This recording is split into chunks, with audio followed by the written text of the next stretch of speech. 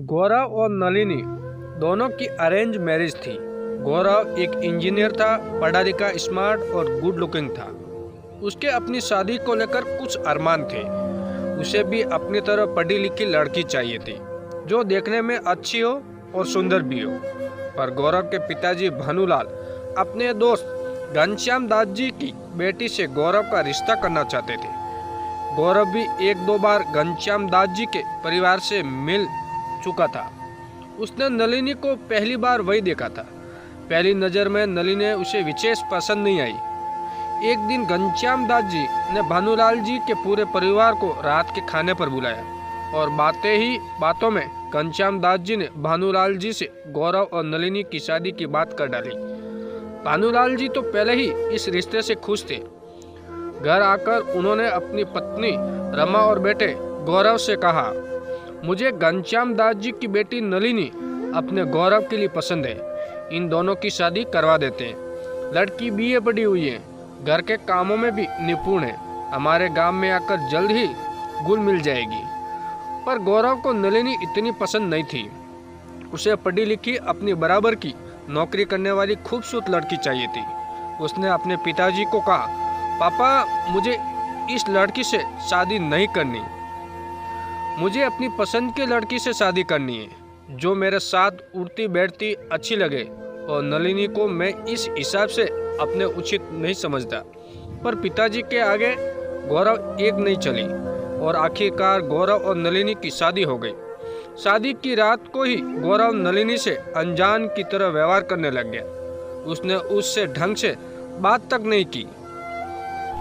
नलिनी को समझ ही नहीं आ रहा था कि गौरव ऐसा क्यों कर रहा है। शादी के अगले दिन भी सुबह से ही गौरव उसे इग्नोर करता रहा और हल्का फुल्का नाश्ता करके अपने काम पर चला गया। उदास मन से नलिनी ने अपनी सास रमा जी को पूछा, क्या बात है मम्मी जी, मुझे कोई गलती हुई है क्या? कल ही हमारी शादी हुई है और उन्होंने मुझे 1 मिनट की ढंग से सेवा नहीं की, क्या बात है? कुछ हुआ है क्या?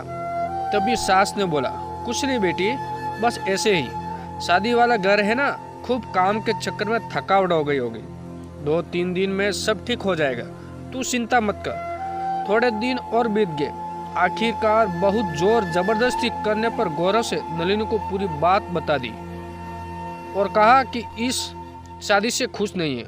उसने कहा, मुझे अपने बराबर की पढ़ी लिखी कमाऊ लड़की चाहिए थी, जो स्टेटस में मेरे बराबर हो। और तुम अपने आप को देखो, आज के ज़माने में सिर्फ बीए पास हो, क्या हुनर है तुम्हारे पास? अपने पति की इस तरह की कड़वी बातें सुनकर नलिनी का दिल भर आया। उसके नेत्र अश्रुधार बहने लगे। उसने अपने पति से कहा, क्या सिर्फ अच्छी पढ़ी लिखाई ही स्टेटस बनाती है? माना मैं बीए पास हूँ, पर मुझ में भी कुछ कर दिखाने की ललक है। मैं खाना बहुत अच्छा बनाती हूँ, मुझे पेंटिंग बनाने का भी शौक है। मैं सिलाई कढ़ाई बुनाई सब बहुत अच्छे से जानती हूँ। हर इंसान में कोई ना कोई गुण अवश्य होता है। इतने में गौरव कहता है, जिस दिन कुछ करके दिखाओगी उस दिन मानेंगे। हाल फिलहाल के लिए अपना मुंह बंद रखो, अब जाओ यहाँ से, मुझे बहुत काम है।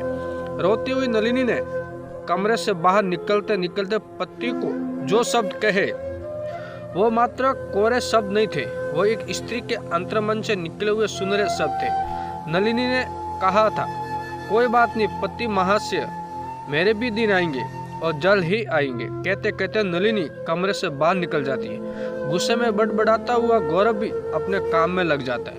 कुछ दिनों के बाद रविवार का दिन था। गौरव अपने कमरे में बैठा हुआ अखबार पढ़ रहा था।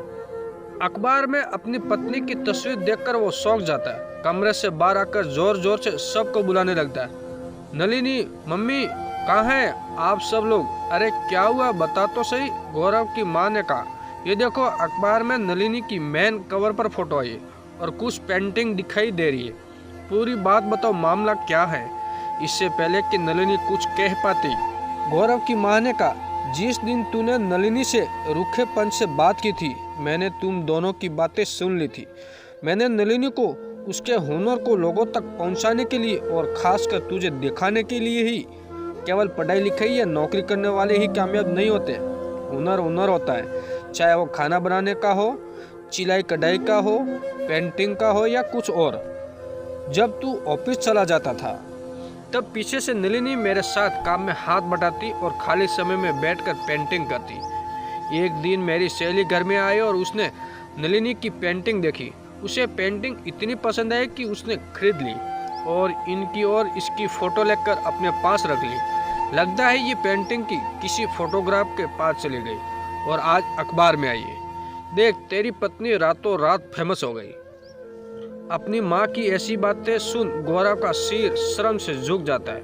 वो झुकी नज़रों से अपनी पत्नी नलिनी की तरफ देखता है, जैसे माफ़ी मांग रहा हो। निशब्द सा हो गया था वो। आपको ये कहानी कैसी लगी कमेंट में ज़रूर बताएं। धन्यवाद।